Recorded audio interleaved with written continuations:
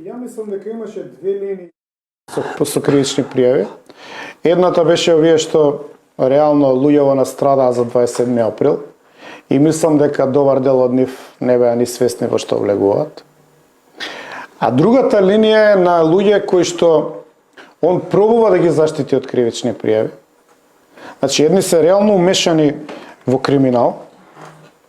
Сега ја не знам, еве, да замислиме една ситуација. Ако јас сум градал зграда за Скопје 2014 и сум стопил 10 милиона евра, треба да идам во затвор или не?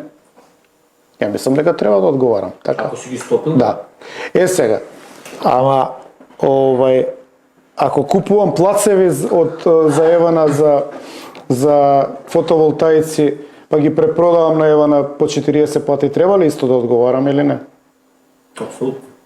Па сега ја колку што знам, моите информации се дека овие што се настрадани за идеологијата на ВМРО, што нели на некој начин изгореа, се позатвори, за кои што имаше иницијативи дури од другата страна за некаква амнестија. Види, после Илинденското востание Турската империја прогласила амнестија, па после година две ги ослободиле, нели, илинденците. Да. Сега замисли ти, овие дигнале пушка, се тепале, некои погинале, некои преживеале, биле таму надоле, направиле генерална амнестија и ги пуштиле. Сега овие ги држиме тука 5 години.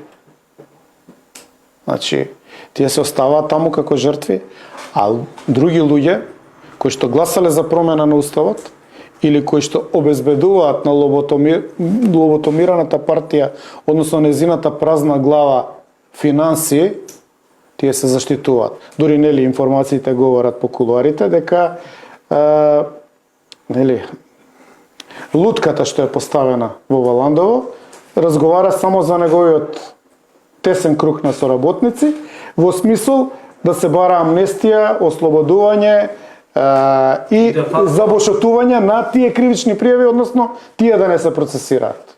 Тоа треба да го знае членството.